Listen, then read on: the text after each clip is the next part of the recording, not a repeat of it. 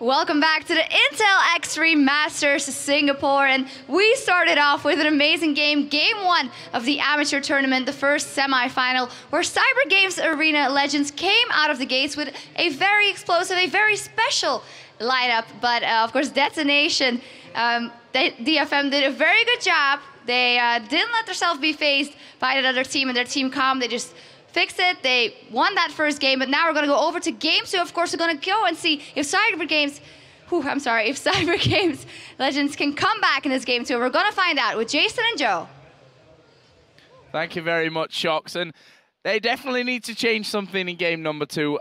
We did point out the fact that their usual mid laner, Seng, isn't with the team right now. Whether I'm not sure why that reason is. Hopefully we can maybe find that one out later. He's from Macau, so maybe there's some issues around there. But Peacemite, who played the jungler, is actually their coach, and they had some switch arounds because of that whole change. So can't really say too much against them at this point, because that is always a bitter pill to swallow, you know, having to make changes because you can't get your full roster there. But either way, they've got the chance here. It's a best of 3, so they're not out of it. Detonation, though, they played a very standard game, I think we can say, in that one. But they also showed us some great signs in terms of how they capitalize on mistakes or opportunities that they were then gifted. And they performed really, really well to take the winning game 1. Yeah, I mean, they showed their strategy of having Darius top lane. They wanted to use him split pushing quite a bit. They wanted to use him as like a force. We had to send more than one person up against him.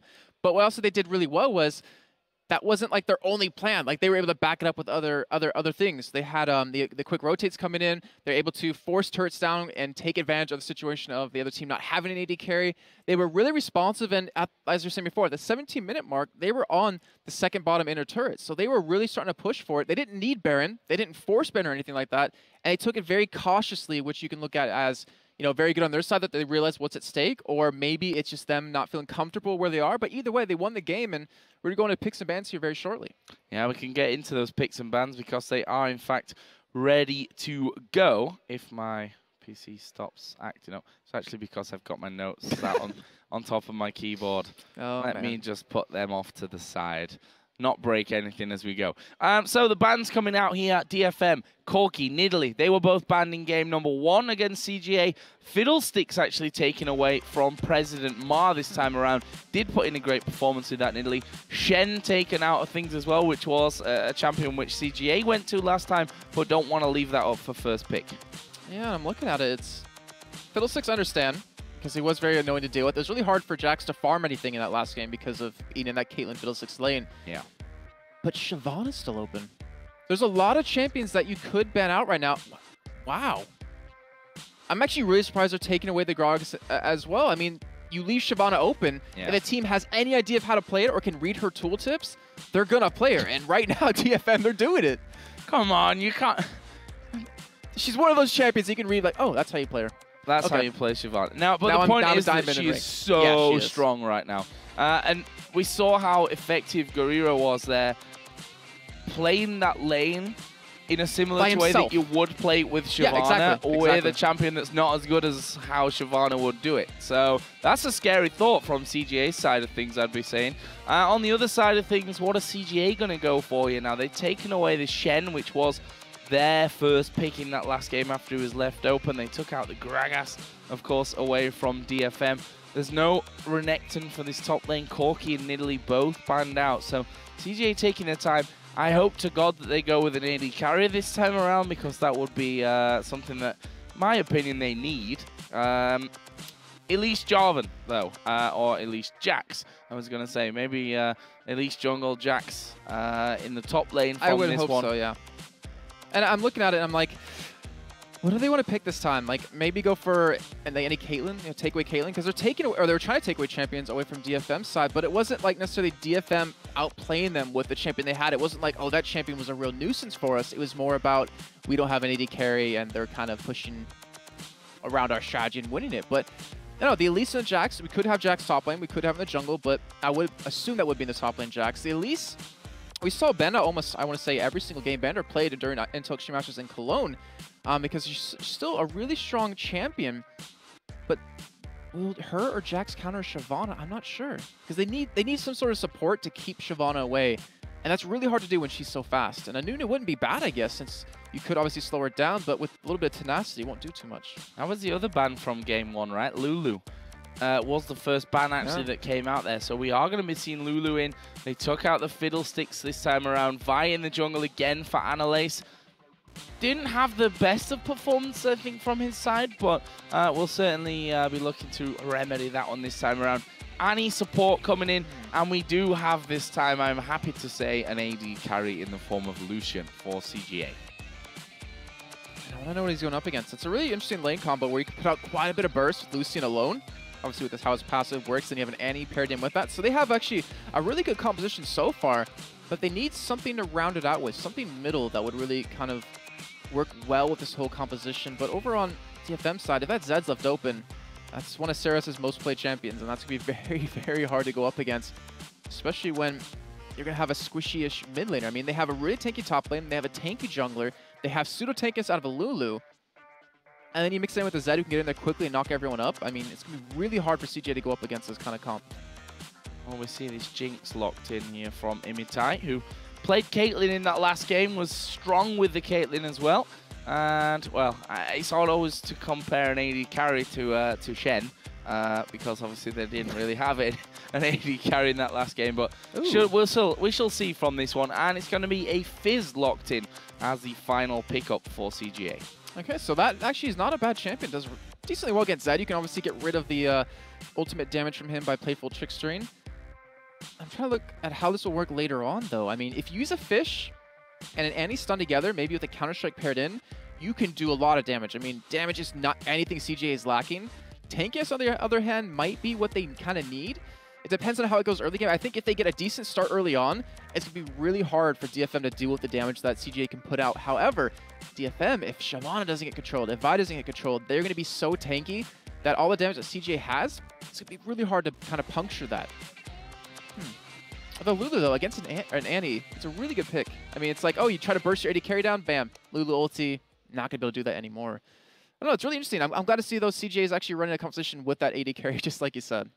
Yeah, certainly missed that element of their composition in game number 1. That's obviously all changed here, though, for game 2. So they should be coming out of the blocks a lot stronger. And they need to, because it is a best of 3. They're 1-0 down. They lose this one, and it's Detonation that go through into the next round, where, of course, we've got 2 very other strong teams waiting to play after this. And Kuala Lumpur Hunters. I mean, I think we have HKA as the team to probably beat here in the amateur tournament. And they're not going to be easy at all for any of these teams. But, you know, like we're saying before, they're from Japan. This is their first time meeting together. This is the first probably... Oh, actually, no, this is their first offline tournament if they were just meet each other for the first time. But they've done quite well. I'm actually pleasantly surprised with how they've done in that first game. Well, we are going to be moving then into game number 2. Detonation 1-0 in the lead in this best of 3. We'll see if they can make it 2 out of 2 and move through into the next round, or I say the next round into the grand final, of course. It's a 4-team single elimination bracket that we've got in the amateur tournament, where either Kuala Lumpur Hunters or the Hong Kong Attitude will be waiting for them after this one. And right now, I want to see what they're going to do here at level 1. We do have Annie charged up the stun, which is quite standard, but we do have DFM pushed up with all 5 members towards the top side of the jungle. So it looks like they want to catch out CGA, or maybe go for an invade of some sorts, and maybe get some aggressive warding down, which we did not see in that last game. Yeah, they're going bottom side here. They're going tri-bush, and they're not going to be spotted whatsoever. There were no defensive wards left behind by DFM, so CGA have complete control of this jungle. Of course, they're not going to know that at this point. And we see them moving in, and look at this ward, that lane swap ward coming in there, so they gotta figure out exactly where the duo lane is going to be headed. CJ here getting the ward down in position. Are they going to stick around and take away the red here at level 1? Ah, they're backing off. Wow. Yeah, I'm actually surprised to see DFM. Actually, they do have a ward down. They will be able to see anyone going towards the red, but CGA, considering they have a stun to start things off with their comp, like, they should be able to win a fight here 5-on-5, but either way, they're just going to back off. They're just going to see where Annalise is going and then try to work around that. But where's the AD carry support going to go? It looks like they're going to commit down here towards bottom. Yeah, it looks that way to me. We've got at least still... So they want to go 3-man invade on this one. Shyvana is actually coming around the backside, and they're going with 4 men onto the top, onto the blue buff. So this is going to be a red buff steal from CGA. There's no question about that one. Red buff is going to be taken away. We can see that Jax has just gone up to the red buff of their side of things, and is going to be making sure that they get that one all secured. Peacemite will take away the red on the bottom side. Right already has the blue buff in there. So interesting start to things, and Vi's actually come down. So surely at this point would realize that their red buff's gone. Yep, and Analyse is actually going to cross over the river and go for the enemy red. I mean, considering they saw red actually come over towards red a little bit late, they kind of assumed that he's probably not going to be there. It looks like they are going to go for it here. But will they go for a 3-man dive on that top lane right after? I guess that's the real question. And, you know, putting Jackson at 1v2 is so hard to gank, considering he has that Counter-Strike. That's a risky play to smite, to start smite. I mean, and not to, you know, finish off with the smite. Either way, it's going to get the job done. No one came in for that one. Analyse here is going to move up towards this top lane. They did, of course, have this ward in this brush, which would have spotted anyone crossing over, which is probably thinking of just get the smite down there and get things done as quickly as possible. Analyse not going into the top lane, so no early gank from that side of things, but Peacemite here has picked up the entire jungle of the enemy. Got that flash. That could be a very, very easy kill for CGA, but will they take advantage of this? They do have the anti-stun, they have the slow, they have the cocoon out of Elise, but right now they're not going to go for it. This would have been prime time if they stacked the waves correctly to really get in there, and right now Analyse is going to be spotted coming into the jungle. And in the end, Peacemite, considering how we start off last game, doing a great job of doing a lot of counter juggling, doing a lot of damage to DFM. Yeah, and actually, if I just wanted to have a look at levels. Yeah, actually he's behind at this point. Analyse has that advantage on him, but obviously he does have those camps up on his side of the jungle now to go with. Gorira, who had a fantastic game #1 playing that Darius, gonna have a bit more of a tougher time here now that he finally is going up against an AD carry and support. Yeah, I would hope he'd have a little bit of a tougher time, but Analyse coming down at kind of the wrong, I want to say the wrong moment, because you usually come down about 30 seconds earlier, so you can sit under that tower when the other team stacks up the mini wave against you, just to make sure your solo laner can get the levels that he's going to need. So he's kind of there just leeching away a little bit for no reason. Yeah, leeching away from that one completely. In the mid lane. Okay, so we're going to be switching the camera view over in a second. We're actually watching Jason's screen, not ideal. Gorira did just take a stun there from Annie down on the bottom side, and actually took quite a lot of damage from that one. Half of his health actually being taken away from that, and you see the Analyse sticking around on things. We'll see if they can actually get in for that one. I mean, Sean playing this one fairly aggressively. He's got that stun built up, so why the hell not? Spending a lot of time forcing Gorira to think twice when he comes out for this CS, but with that wave pushing back now, should become a little bit easier for him. You know, we are seeing Peacemite. He was in that top lane. He was visiting a little bit, trying to make a gank happen over towards top side just to kind of leave a little bit of pressure off of red. But in the end, going to go back to counter jungling here. Going to commit to taking away as much as possible. And Analyse, you're seeing him. He's finally taking some double golems. I mean, he's getting something back. Yeah, double golems coming over. Bottom lane surely will be this next target here. We can see that Analyse comes down there, but he's actually going to be recalling. So the junglers, whilst they've spent quite a lot of time in the lanes here, they've not really had any impact, to be honest, apart from taking away that experience from their laners. Yeah, and as we can see already with how that's been happening, Saros has a nice advantage middle with the CS, and the AD carry over on DFM side has an advantage as well. I mean, the only real place to see is winnings in the jungle, but right now we're seeing top lane get ganked. Yeah, that was a nice polymorph actually coming in, but I'm not sure he's going to save Imitai, as Red is going to go in there, flashes in for the kill, doesn't quite have enough damage there to finish off Imitai though. Yeah, that's really unfortunate. He committed quite a bit right there, but it just kind of shows his dominance in that lane. It gets him some free farm time now, and it forces DFM to back away from that. So a good job by Red to realize, you know, I got a little bit of a power spike here. I feel confident going in on this, and considering he didn't have any wards down, and I don't think they actually knew where Analyse was, it was a very ballsy play.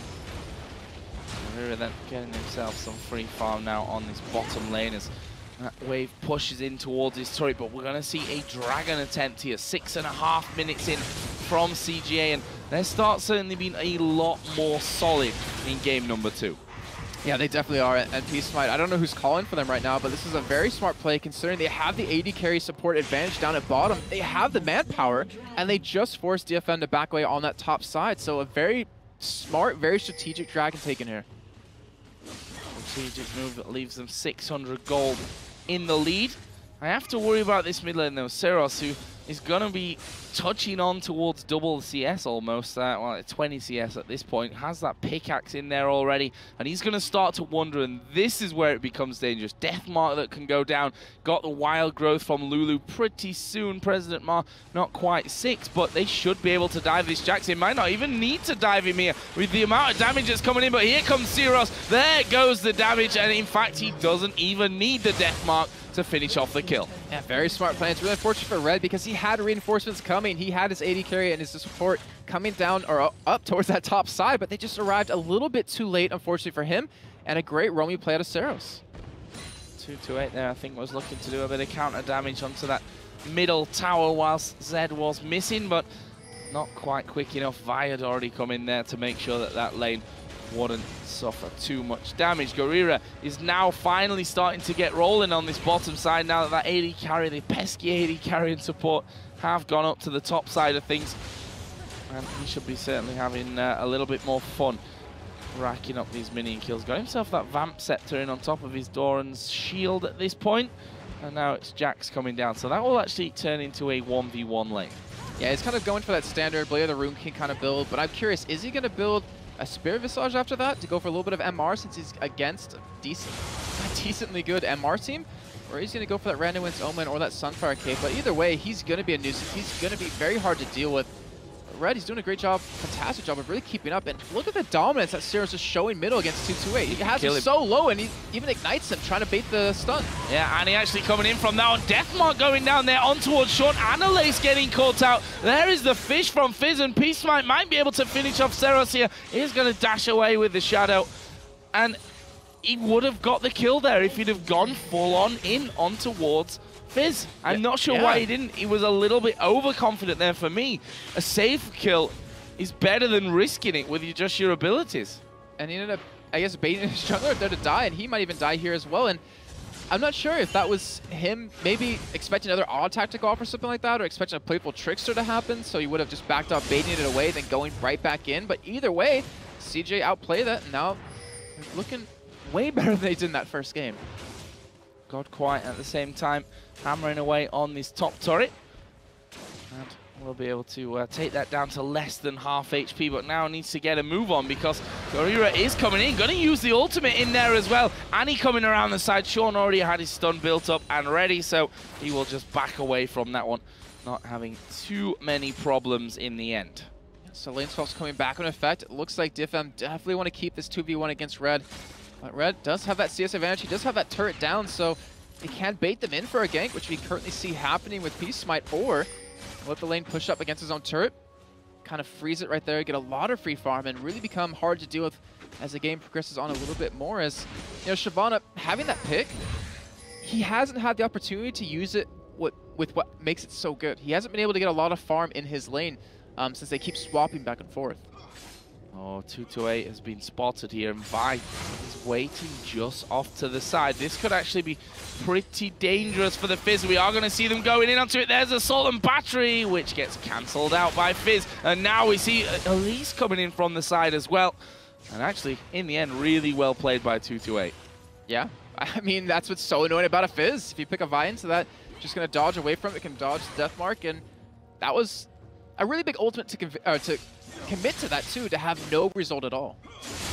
Knowing that you're probably not going to get him. Godquai here, though, could be in danger. Actually uses a very early barrier from this one, and he's going to be chased down by Gorira, who's already used his Ghost. But has he got the damage? Godquai is doing a great job here of kiting him out. Ignite goes down, but he picks up the kill, and he should be able to survive. He does survive it. Brilliant from Godquai. Wow, that was such a great bait too, with that early barrier, then the flash over the wall just to get some distance between him and Shyvana. Oh, Super Mega Death Rocket's coming in. Is he going to land? Yes! Wow, amazing across the map there from Imitai. I thought it was a little bit off to the side, but the Super Mega Death Rocket coming in Amazing. That has to be such a downer too after doing that 1v1 that just died in that ultimate. We do see Seris though getting caught here. Yeah, and the fish going down. There's Tibbers as well, not escaping that one.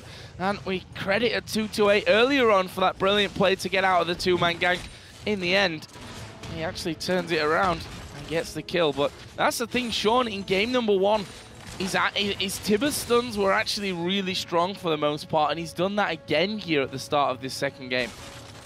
Man, that's what makes an Annie so amazing to play. I mean, if you know how to play it correctly. I mean, we saw Edward over at Intel Extreme Masters Cologne, so many stuns coming down that were just perfect. So many 4 or 5 man stuns, and if you can keep doing that, the other team is really hard pressed for a response. But right now, Annalise getting caught here. Yeah, but actually good chompers down there from Imitai onto Peace Might, who actually just walking straight over the top of them. They were kind of mixed in with the minions, so I don't think he quite spotted them coming in. They were looking to push that wave back and get the counter gank off maybe. That didn't work out for them, but now they start to push around the side. We're going to have Dragon up in less than 10 seconds. This is going to be a big fight. If not, I think CGA might have this. They did get the last one, and they do have currently 2-8 towards the top side, and he doesn't have his ultimate available, but he's a huge amount of damage and control that they need for their team. Not to mention, Sean doesn't have his Tibbers up, so they might have to give this one away here, but DFM, they're trying to take it as quick as possible. They have to be very careful right now because they could get closed in on very quickly.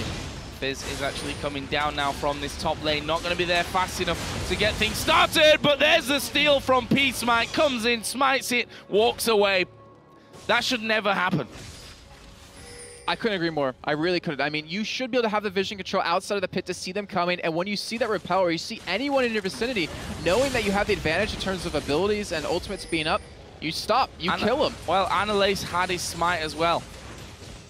That just, as I said, just probably should never ever happen, as we are going to see that turret finally going down, and wow, Tibbers just thrown out there for good measure. Just, you know, for style points, just to scare them away. I mean, look how fast they ran away, Joe. They were like, ooh, bear, we should back out. There's a bear, get out.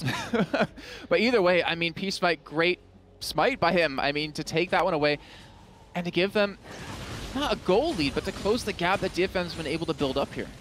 Yeah, and Guerrera has actually fallen behind Jax on CS, but you just have to feel that with a Shyvana, it's only a matter of time before you really catch that one back up, and we can see they're within 5 already. Godquai, who played that fight earlier on, apart from the Super Mega Death Rocket, which you're never going to expect to hit you from across the map. Like, that's not often that we see that kind of thing happening. He played that situation brilliantly earlier on, got himself a BF sword in there, way up towards that Bloodthirster at this point. Other things coming in here. Last Whisper was completed for Zed a little earlier on. We are going to be seeing that Blade of the Ruin King coming out next. I don't know if I agree with that item as a first buy. I can understand why he went for it because of the zonies that would be coming in for 2-8.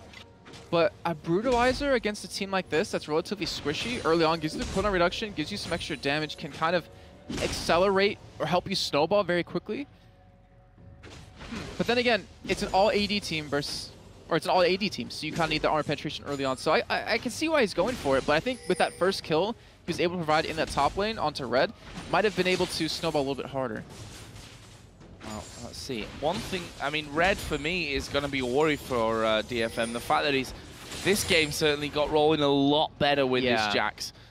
He's must have a decent amount. All right, 600 gold here. Got the Sheen along with that Vamp Scepter at this point. But once he starts to build up towards that Trinity Forces, we are going to see President Maya taking a lot of damage. Again, it's Sean that starts things off, getting himself in there with a good stun. Yeah, roaming yet again. And oh, they're closing in, though. This could be bad. They're closing in. We can see that Red is actually waiting here. He's going to have a go at President Ma. He's going to get the kill from this one as well. The Ignite finishing that one off. And Annie has managed to escape. The question is now whether Red can juke this one up and escape himself. As the Counter-Strike does go down, flashes away from the Flame Chompers.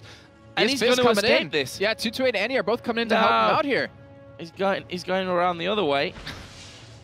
Oh. If he actually crosses through here, he might be able to get away from it still.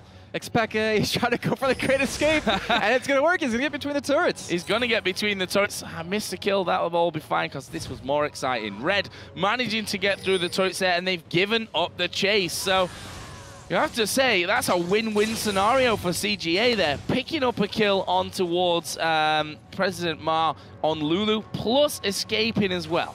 And then in the meantime, the top lane was able to get a kill on Shyvana, so they come out with 2 kills from that. They lose nothing, and they're going to turn on top of that. CGA looking like a completely different team. An AD carry can do wonders. Yeah. Can do wonders for your team. But they look a lot confident. They look like they've had a good chat in between games, that's for sure, because they're playing with more confidence, with more teamwork and precision. The strategy has been right. We saw the Dragon steal early on.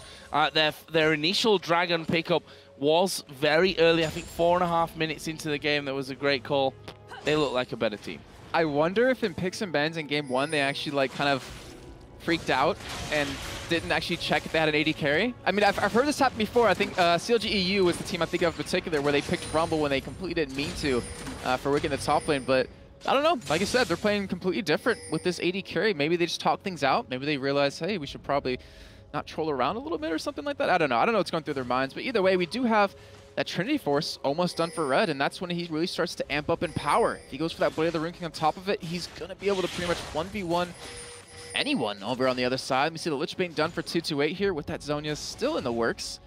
And even Godquai going for a Trinity Force himself with that Sheen. So a lot of items being completed here and a lot of power spikes coming in momentarily. Let's see. This mid lane looks hot for action at this point. 8 players in there, and they are going to go in there. It's a stun from Tibbers, but they actually end up going in towards Vi, who gets the wild growth, but President Ma taking a lot. The culling coming down, but it's not got enough damage to finish off the Lulu.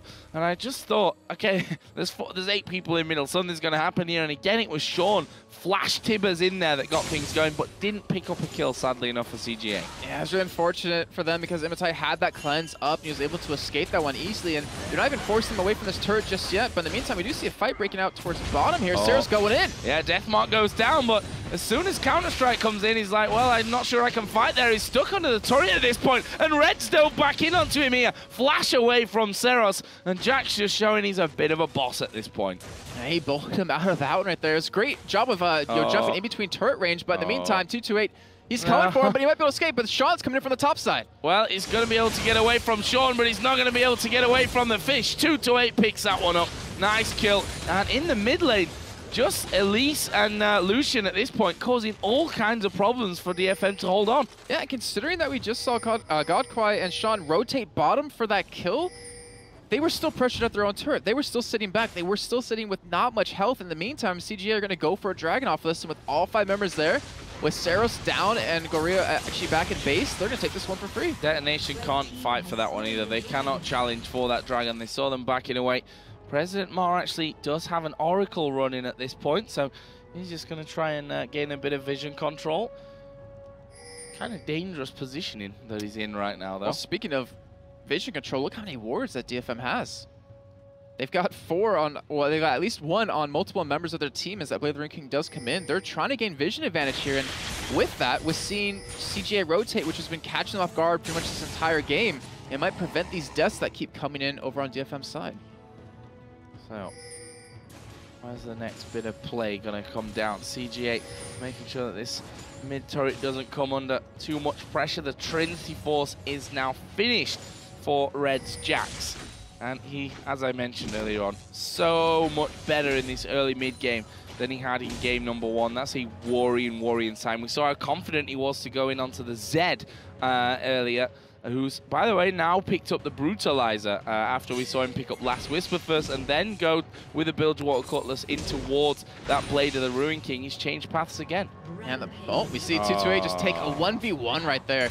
Joe Miller, camera skills OP. That's that. Well, either way, it was probably a very quick kill. With that Lich Bait, he's going to just walk over Vi.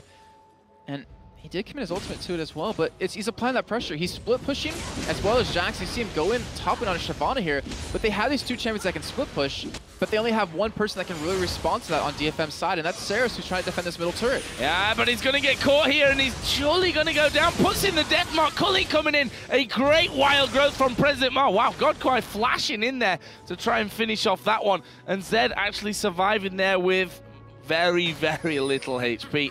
Not sure exactly on the mark, but they are going to go in for this one anyway. President Mark getting caught out. There comes Tibbers. Well, here comes a dragon from the side. Guerrera going very aggressive on that one. They do manage to get one. Assault and battery comes in onto Sean, and a couple of kills thrown away there, you'd probably argue, from CGA. Yeah, they got a little cocky. They really want to go for a couple more kills, but they kind of just could have sat back and taken the turn. And in the end, DFM, they punished them for it. Now they're going for a push here, and with CJ backing away, they may be able to get a turret themselves. I think they will, yeah. With the recalls coming in, they're not going to be fast enough, especially with the Jinx and Shyvana hammering away on that one. Going to go down real quickly.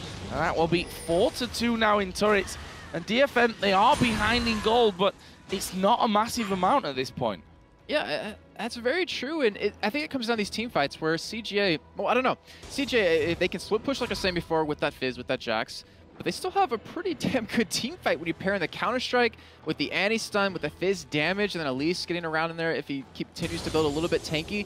On DFM's side, they don't have a lot of synergy within the combo, but they have that ability to, with that Shyvana and Vi, knock people away.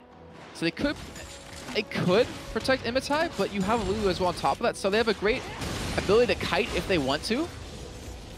But CJ can get right on top of you so quickly. Like, all it takes is that one anti-stun, which we've seen Sean try to go for many times with that Flash Tibbers.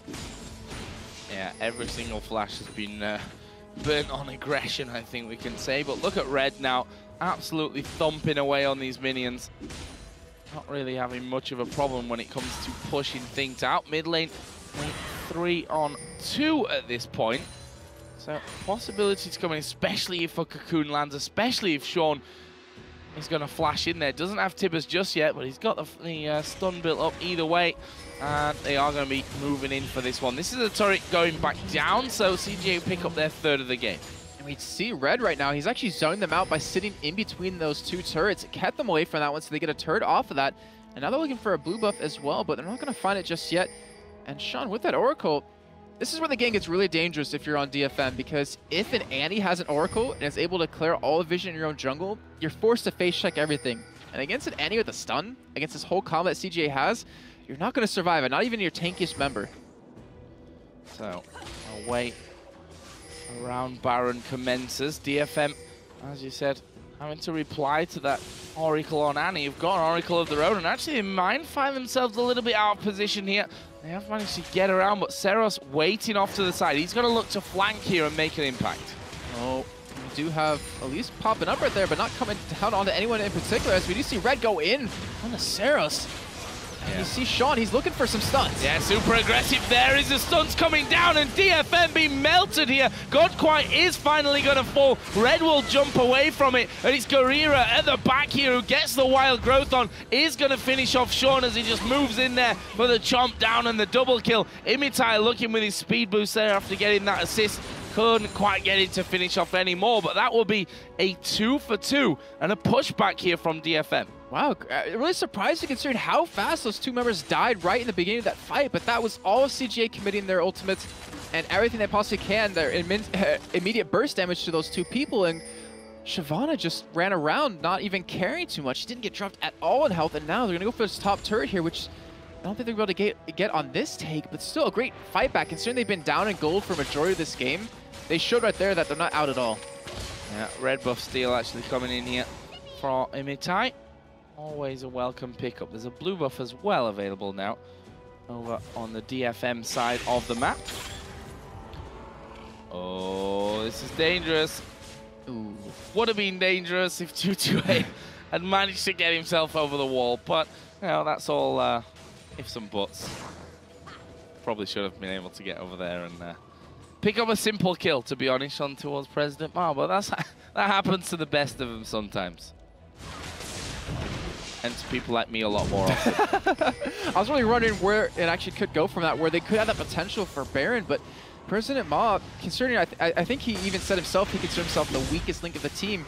He's been doing a good job on Lulu so far. He's been not getting caught too much, but right now Dragon Beast started here for CGA, but we do have Guerrera coming in. Yeah, they managed to get that, but it looks like Peacemite will actually go down here. He's just come back down from his rappel. Will fall. There's a culling coming in. Seros will die. He's actually picked up a kill on his way out from that one, but now the rest of DFM coming around, and it's Guerrero again, right in the middle of the team, picking up kills left and right. Flash away from Godquai. He will be able to escape that one, but they've taken out Fizz. Lucian gets over the wall, but the follow-on from Vi not quite got enough. That was a 4 for 2. And okay, you're seeing right now why Shyvana should be banned out. So he's still sitting on pretty much full health. And Saros was the one to die, as well as President Ma going into the backside. Like, they were the ones that got focused on really quickly, but the damage and tankiness that Guerrero had, it didn't really matter. He was able to just walk through them, and now they're going for a Baron here, but he does have his smite. He is on his way here, but it's dropping so quickly. It is going very, very quickly as Shyvana, Jinx, and now Vi hammering away on the Baron. It's down to 5k HP. Lucian coming in from the side. Annie from the top of things as well. The Baron is low. They've got to finish it off quickly here, and they are going to finish off the Baron. Tibbers was thrown in there, but it wasn't enough to stop the take and steal it away. And DFM really winning out with that one. That was so close to for CGA, though. You saw P, he actually flashed in to get close enough to repel over the wall onto that Baron, but it wasn't enough, and now Godquag's then died. Yeah, he's dead. A lovely sound of a splatting Lucian there in the mid lane. And, you know, it's been a little bit slow, I think, Syros to get going, considering that he did get that kill early in the top lane. It all went a bit pear-shaped around the middle when he tried to go for Fizz, didn't go in with a death mark, and then ended up dying, or baiting his support in, or jungle it was actually, to die after that. But he's showing right now with that Blade of the Ruin King, with the Brutalizer Last Whisper combo, that he can kill anyone. And with the backup of, you know, Shyvana and Vi and Imitai, who's been doing actually a phenomenal job so far, sitting at 3-0 and 6. They're looking like they could possibly take this game. I mean, they've been down in gold for quite a while right now. They're still down in kills, and they're a turret up, but keep in mind, they're down 3, I believe it's 3 dragons right now. See, this is the thing for me as well. CGA don't have their normal lineup here. Their coach, Peacemite, playing jungle for them here. They move their jungler to the mid lane, which means that, you know, the early game can go well, but have they got the synergy with this lineup to actually push things through and actually win a game with it? DFM have shown that they are very, very comfortable as a team here. We saw it in game number 1, the rotations that they made, how they capitalized on certain scenarios. I think that they could still be in for a tough time here, CGA, despite the fact, as you said, leading almost the entire game. Yeah, I mean, we've seen some hesitations within the team in terms of like where to go, what to do, when kind of thing. But keep in mind, they're against a full AD team. Yep. Pretty much. I mean, obviously Shyvana does quite a bit of magic damage as well on top of that, but pretty much a full AD team. So as long as they build armor, it's going to be really hard for DFM to kind of eat through that. So DFM to me is working against the clock, where CGA are just trying to hold on as long as possible here, and they need to kind of stall out this Baron as much as they can and limit DFM to getting anything here. Well, a lot of boards were put down back from CGA to try and counter the vision that DFM had already put down. They're going to lose a couple of those on the top side. President Mars spotted that one, but realizing he's a little bit too close to the enemy team to really go for that one. This is going to be, honestly, a defining point of the game, where CGA tries to stay and defend this turret, and they get engaged upon by DFM. This will probably lose in the game. Well, DFM have set up somewhat of a trap. Minion wave going to be pushed through by Zed. Kill that damn ward already. There we go, finally. I don't think they actually spotted it at all that entire time, but now they have. And now they say, okay, then let's just move around onto the turret itself. Let's just go for this one. We are going to see them taking it down to about a third remaining. At least one more minion wave needed to get this down. He's here, he has flash, he has Tibbers available, and we've seen how quick he is to go for that flash stun, but they're going to give it up. They're going to go for the smart move here. There's no reason to defend against that turret. If anything, you want to defend against this one, but it's still going to be very tough for them, considering that the Baron buff is still available on DFM for a little bit longer. But as you said, a good flash Tibbers from Sean will change an entire fight for them. Baron or no Baron at this point. But how is the call going to be made here from CGA? For me, waiting by the wall would be a pretty nice position to have at this stage. The thing is, to me, I don't think DFM wants to fight under this turret. Yeah. I don't think they're, well, and for good reason, confident enough to fight them when they have the stun, they have the Fizz stun, or, well, not stun, but the slow plus the knock up, and then you have Jackson there to counter strike. Like, they just want to take as much gold as they can with these outer turrets Oh, Red, he might get caught here. Yeah, caught in the jungle. Can actually jump away to Shauna's wild growth, and I'm going to assume a misclick there. That was all a little bit strange. There's a very big Vi at least running towards this bottom inner turret, and I think they might end up giving this one away as well. Baron buff has run out now, though. That was a pretty key ultimate, though, that's been going, or that went down because Shyvana, I mean, you pair that in with him, and it's kind of hard to run away from it. But in the meantime, the middle lane is pushing for CGA, and they lost only 2 turrets, so they didn't lose any inhibitors, which would have set them really far behind. But if you take a look at CS, Seros has been doing a good job of continually farming. Even though 228 is 7-1, he's got 260 CS, he's got the Black Cleaver, the Last Whisper, and that Blade of the Rune King done. He can one-shot Godquai really easily right now, and Houston doesn't have anything to get out of it. So if he does get that death mark on him, he's pretty much gonna die. And you can't lose your AD carry in the middle of a fight, or in the beginning of a fight. See that red buff given over. Obviously the gold lead has swung on us once again. DFM now nicely in the lead. It's gonna be a couple of thousand here as the dragon goes down. And should be sat on 1400 for Zed, 1600 almost for Vi as well. Jinx now having the Bloodthirster, Last Whisper, and Phantom Dancer in there, along with those home-guarded Berserker Greaves. We've got a Black Cleaver now finished off for Zed, and he's also moving himself up along the path nicely as well. Imitai here, it looks like he's going to be stealing away the blue. Yeah, Seros is going to have that GA done very shortly, and when that happens, it's going to be so hard for CGA to fight against it. I feel like they're trying to stall it out, but they're not getting like the items that they need to make it last to that point. I mean, we're seeing Red build a little bit of armor finally. We're seeing Godquai, he needs to get a Quicksilver Slash. Like, he has to be able to cleanse that death mark or he's going to explode. And right now, Peacemind just hasn't been able to get any farm at all. I mean, he's sacrificing everything possible, or everything he can get over to his team. I mean, look at the 2 junglers alone. 143 CS to 72. That's not a good sign. No, that's a big difference. Look at the Iron Solari in there for both of them. But a big ward war has continued to be waged on this top side.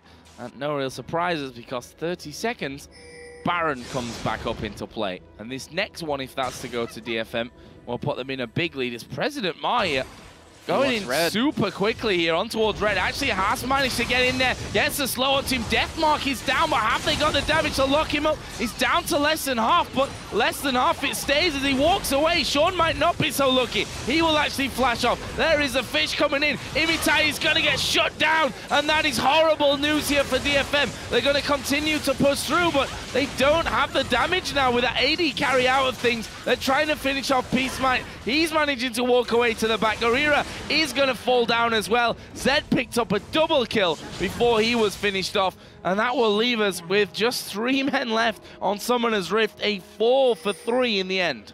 And 228, that was such a great play out of him too, because he was exhausted, but he sat on his Playful Trickster long enough for it to dissipate, and from that, the damage of the fall down was able to pick up Imitai right there. But a little bit of a crazy fight breaking out from both teams, considering that was DFM wanting to go for it, but Red just staying alive long enough. They weren't able to get the burst they needed to pop him and pretty much take the fight themselves. And that's the thing you have to wonder, do you save your death mark for the AD carry in there? Your death mark on Fizz is pretty much a no-go because he's just going to Zonya's it.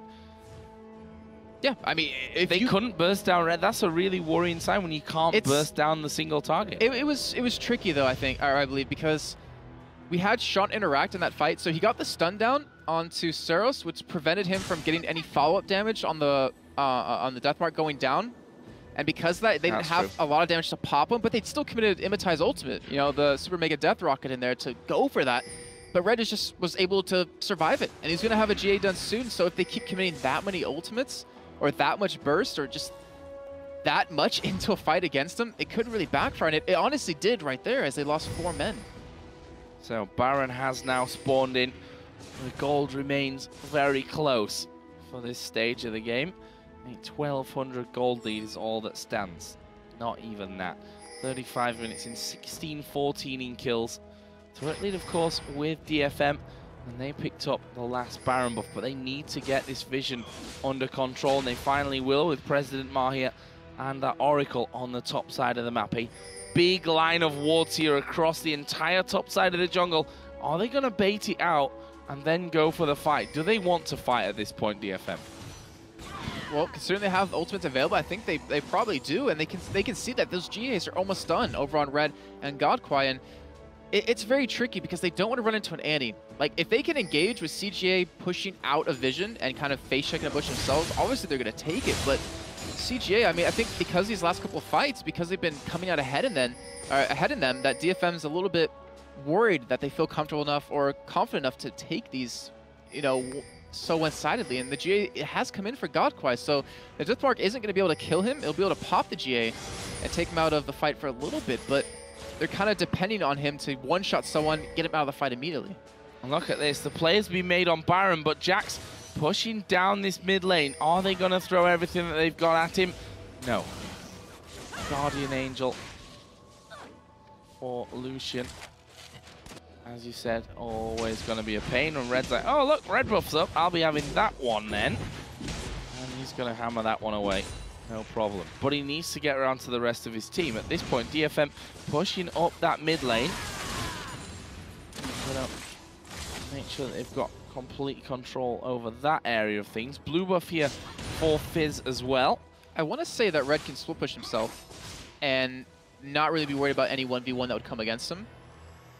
But I think CJ, since, you know, they're not running with their normal 5 roster, they want to be together just to make sure they can win these fights. And right now, they might face check into a bush. That could be very worrisome for them. They're going to get some wards down, but we do see DFM coming in from the side. They are going to come in from the side. The Chomper's zoning everyone out of the back as Red. He's going to dive in there, and they're going to throw everything at Red. Deathmark is on him, but look at Celos. He falls very, very low, will die in the end, and now they chase off towards Fizz. Wow, President Ma, you are in the middle of nowhere. He will flash back out of the action, and then in the mid lane, we saw Analase. He went low. Guerrero went low. That was a 1-for-1 only in the end, but CJ are healthy enough with still that GA on Godquai to take Baron. And they're going to go for here, but President Ma, he's on the other side. He's going to ward it up here, and we do already see Imitai coming up towards this Baron. They should stop it. They should just go kill Imitai right now once they see him up in a second or two. They just have, they can't afford to lose this. Oh, Chomper's going down. Here is 228 trying to get involved from the side. We see the Zap coming in there. Are they going to finish it off? Yes, they have. Baron goes over on towards CJ. President Mara is going to go down. And now they can just chase off and surely push a big advantage home with this one. Imitai gets hit with a fish. That means sure death for him. 228 picks up another one. He's now 10-3 with Fizz. As the game just flags there, ever so slightly, but we are going to see them push now on towards this turret. This is where it becomes very hard to hold off. It's impossible. They need an AD carry. They can't go up against a Baroned up CGA right now. They need to not get caught. And right now, they're actually going for a fight. I think this is a bit of a last-ditch attempt. We are going to see Seros coming in back to the side. They're going to finish off one, but can they finish off Fizz here as well? He dives on towards Seros, who tries to escape on the backside. That won't quite work out for him. And in the end, they just lose one more man. That leaves 3 here in the mid. Jax is coming down as well. Guerrero probably going to die as well. Yep, finished off. And that will be this turret going in as the minions come down as well. And there's a big spawn time coming in. We've now got President Ma in there by the inhib. He can't defend that one alone. Imitai is coming up in 5 seconds, but I'm not sure that he can hold it off. There's the fish once again. The culling comes in. And, well, Wild Growth didn't even save him. And this should be game 2 for CGA, able to fight this one back with that Baron, a little bit of an engagement that they had in Red here with that GA. Gonna take this turret down very quickly, and DFM are gonna go down 1 game. Oh, Imitai actually getting hit up there at the end as well, cleansed away. But this is the Nexus going down. We are gonna be tied at 1-for-1. We're going into game number 3 here between Detonation and CGA. And that even Super Mega Death Rocket picking up the kill on a 2-2 at the last second. Gotta be a little bit happy about that. And not to mention how one-sided game 1 was. To come back like that, it's gotta be a huge momentum pump for them. As you see them smiling, celebrating, like, I think they don't even believe that they won that game. I mean, they played so well. Was a little bit dodgy at times. Oh, yeah, a little bit dodgy. We saw the lead that they had the whole game disappear from them. They ended up losing out on that Baron, but they held strong.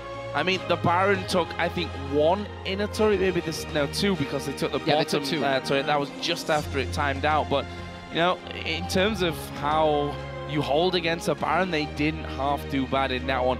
And again, The Zed coming in had troubles, especially once those GAs start to appear. The Zhonyas for Fizz, very hard in my opinion for them to really single out a target there that they were going to go for. And that play at the top, the kind of telltale play where they threw everything at Red, still weren't able to take him down and then lose a big fight after it. And Su280 actually finished up that game at 13-3-4 on Fizz. The next closest to kills on him was God Quiet 6. I mean, it's not bad. He's really close to him, but that's a lot of kills to invest into one person. But maybe we're going to see a Fizz ban. I would imagine we would see that because you can't let him get to that point where he can one-shot your AD carry and then one-shot your mid laner just so fast. Well, an AD carry certainly worked for CGA. Yep. They opted against it in game number 1. Something tells me we'll see an AD carry in game 3 for them as well now after that performance. Hopefully. Hopefully, because it worked out so well. They will. I'm pretty sure they will go that way. But guys, we're going to be taking a quick break here, but when we come back, it'll be game number 3 as we figure out who will be moving through into the final of the amateur tournament to play either the Kuala Lumpur Hunters or Hong Kong Attitude, who will be coming up in the best of 3 after this final match. So don't go anywhere. We'll be right back with the Intel Extreme Masters Singapore.